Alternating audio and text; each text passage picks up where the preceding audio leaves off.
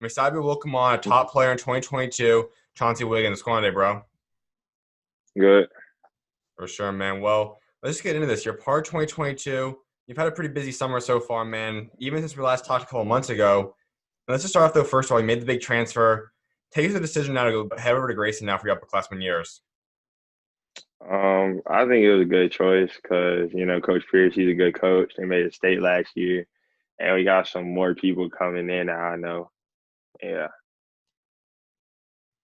Absolutely. And they are a top school, 30-2 last year, went to the state championship and lost there, but they lost a lot of big time players to college now. How do you look to come in and be able to kind of redo what they did last year?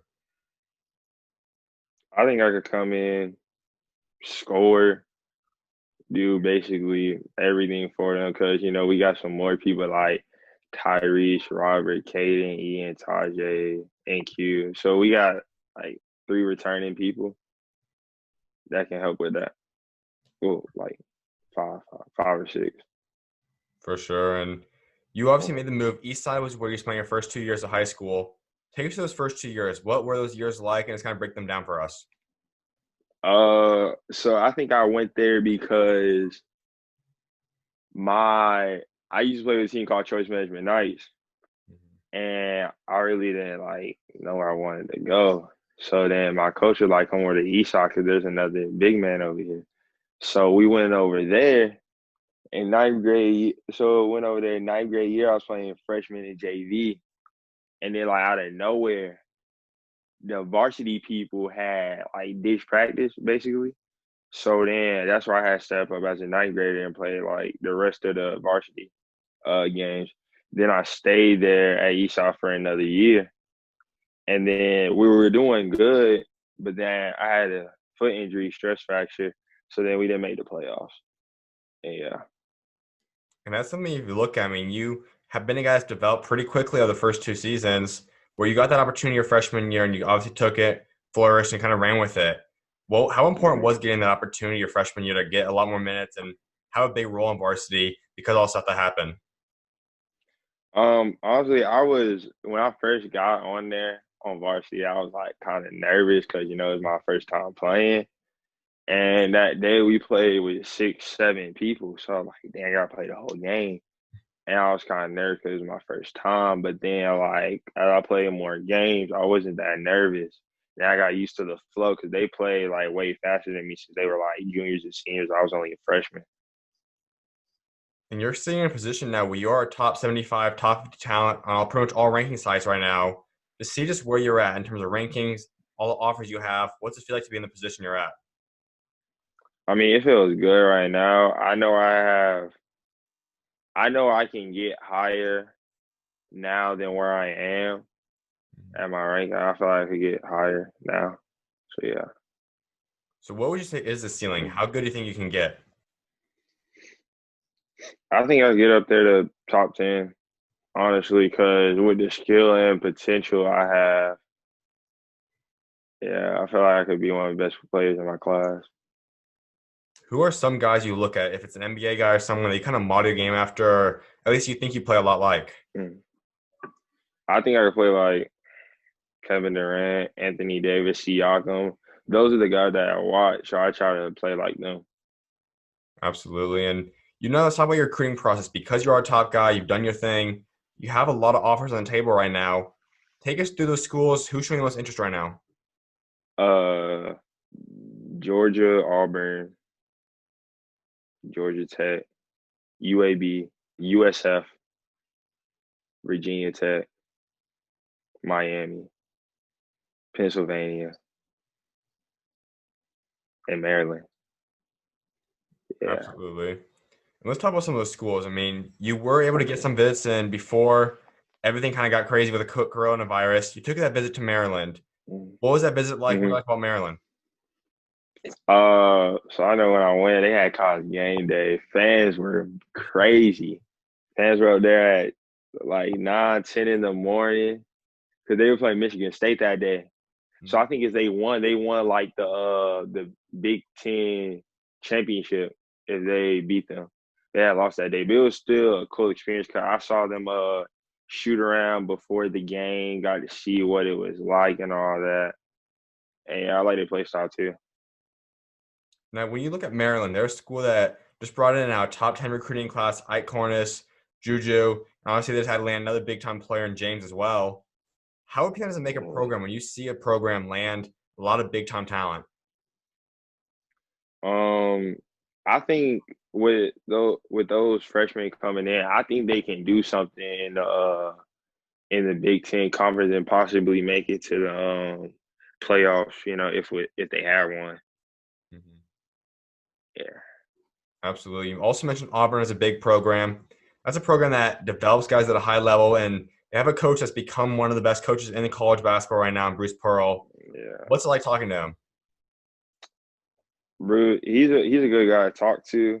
You know, he'll tell you the truth Mm-hmm. and tell you what you need to work on. Also with Coach West too. Yeah, so they'll watch you and tell you what you need to work on, do this and do that. And being in 2022, it's been coaches start calling you now for a couple months, and you have been able to actually talk to coaches now. What's that been like? And just staying on the Auburn topic, I mean, talking to Coach Pearl, how has he showed you? I mean, everyone talks about the fact that he does be honest with you.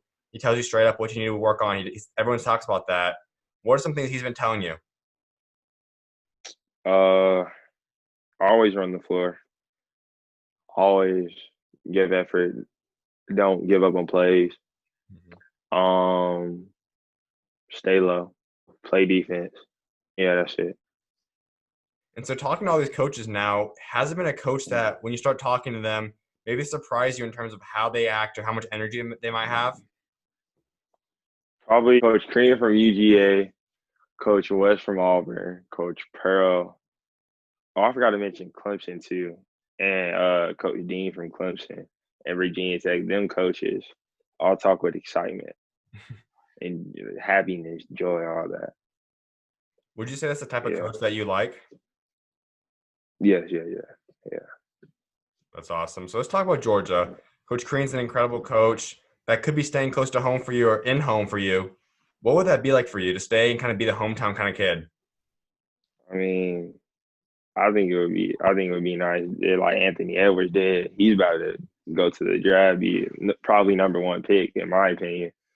But I know at Georgia, like they work on your skill and make you get better with the skill that you have and bring like the potential out of you so you can be the best there. And for a guy like Yeah. Coach Crean, he's done it with primarily a lot of big time shooting guards, made them to the next level, big time players. He has done with some forwards and small forwards as well, like you. What's it like seeing that guys like Cody Zeller, guys like he's worked on that he's been put to the NBA at your position? How appealing is that to you? I mean, I think it's good that he did that because I know he did Nick Claxton like that a couple years ago. And I've been watching him a little bit. He has skill, and I didn't know like honestly he had all that skill. So I've been looking at him a little bit. And when he played at UGA with Coach Crean, so yeah. Absolutely. You also mentioned Clemson as a school. They're also a pretty solid program, put together a pretty good class now for 2020. What do you like about them?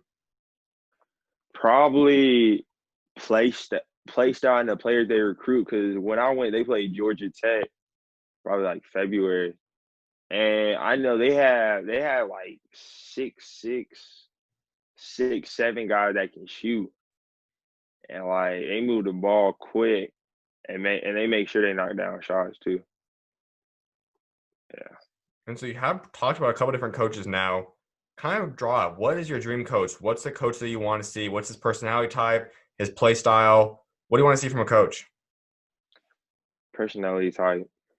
Uh, I say like excitement, a lot of energy in a coach. Um, knows what to do when in a bad situation or a good situation. Um, let the players play through their mistakes, like if they make a turnover or a bad defensive assignment. Yeah, that's it. Absolutely. And you also mentioned Virginia Tech, another pretty good program as well. They're a pretty under the radar program too. What do you like about them and how is your relationship growing with them? I honestly didn't watch Virginia Tech like that, Mm-hmm. but I know the assistant coach. He watched me play 2 weeks ago, so we've been kind of talking. Yeah. Absolutely. And talk about UAB. I mean, that's another program that might not be a high major program, but we see a lot of high level guys going mid major, knowing that you could go there and reach the NBA like your dream is. What do you like about UAB? Um, I don't know a lot about UAB. I just know like a few guys that went there, but I forgot their name now. Yeah, I didn't like watch UAB like that, so I don't know a lot about them. But I'm Gotcha. starting to get to know a lot of things about them. That's big time. Now, when you look at all these programs that have offered you, how about the ones that have yet to offer you and gave you the offer but are still showing interest? Who are some of those schools? Showing interest. Virginia Tech, University of Pennsylvania, Maryland, Miami. Probably that's it. Which one out of all those schools do you think will offer you the soonest? Ooh, Virginia Tech. Yeah, yeah. I think they will. Gotcha. And you are in Georgia, and that's a state that is one of, if not the best state in all of America. You guys are loaded. Every single class is putting out top level guys. What's it like competing out there? What's it like being a part of Georgia basketball right now? I think we have the best basketball out here, best competition out here. It's like when you go against top players, you gotta be at your best at all times. So you gotta put in the work. And yeah, And talking about 2022, obviously that is your class. There's a lot of guys out there that are elite.